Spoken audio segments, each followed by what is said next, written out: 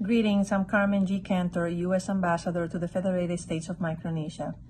The United States government has provided a $2.2 million grant to the International Organization for Migration, IOM, to implement the Inspiring Women's Advancement Through Collection Action, IWA project throughout the freely associated states, which includes the FSM.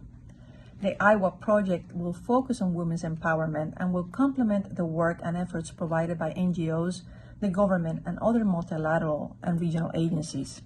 The project will contribute towards increased local understanding and demand on removing barriers to gender equality through diplomacy. The project would also target women and girls, as well as men and boys, to promote understanding on the barriers that gender discrimination places on community development and the opportunities available for a more viable future, which is essential to sustainable development. The project will strive to promote women's economic empowerment and thereby contribute towards reducing barriers preventing women and girls from fully participating and advancing in their respective communities' political, economic, and social spheres. The project will tailor its activities to respond to the differing levels of socioeconomic development and capacity of grassroots organizations in the FSM. The IWA project in the FSM will conduct several activities with women and youth, which will include creation of a Youth for Art initiative, the creation of a Communication as Change tool, the creation of a Media Influencer program. It will hold a series of women's well-being outreach programs, conduct a financial literacy courses training, also will conduct a Micronesian Women in Business virtual conference, an Emerging Women Leaders program session, and a review of legal and regulatory landscape session. The project will also provide competitive small grants to NGOs, youth-led, and faith-based organizations to address gender discrimination.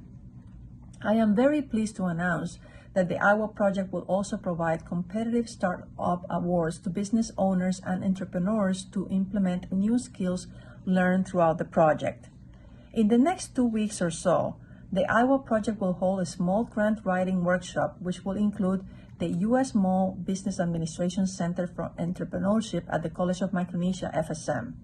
The center will also assist the applicants package their applications for the Startup Award Grant.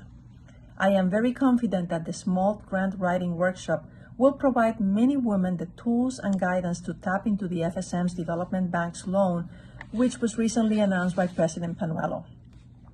In closing, the U.S. government remains committed to equality. We have made some great strides towards equality. However, inequality in many areas continue.